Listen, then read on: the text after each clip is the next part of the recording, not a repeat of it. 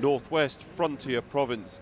The very name hints at its wild nature, and the writ of central government has never run far here, in these mountains which roll out across the long border with Afghanistan. And yet until recently this part of the province, Swat, has been relatively peaceful. Indeed, these hills contain Pakistan's only ski slope, but that's closed.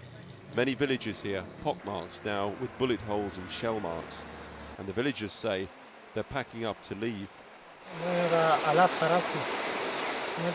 The situation's got worse. We've been told by the police to leave by late afternoon. We sent the women on already, and we've left home. How did this war start? This war's between the mullahs and the army. Pakistani helicopters quarter the barren mountains looking for targets. Army mortars explode around the valley sides. Proof that General Musharraf has failed yet again to control the militants, despite 100,000 troops and billions of dollars of US aid. Takbir! Allahu Akbar! Narai Takbir! Allahu Akbar! Super Taqasrib Allah! Which is why these Taliban-style fighters here chant, "God is the greatest, the only superpower will fight till America is destroyed." Armed militants here explain that local madrasas, religious schools, mosques and FM radio are the source of the rebellion. They've all been used to great effect by the rebellion's leader, Imam Maulana Fazlullah. All of our people agree with the teachings of Maulana Fazlullah.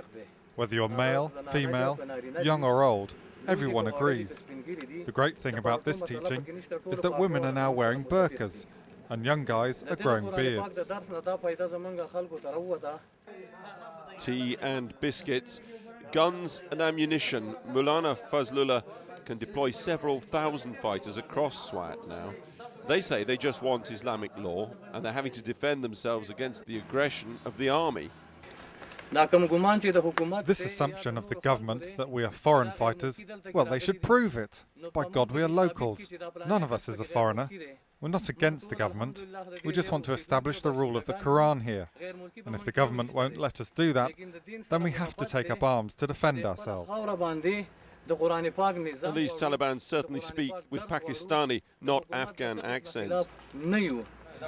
Episodes like this, where locals say a village mosque was mortared by the army, even though they say there were no Taliban here, hardly help the cause of the Pakistani government.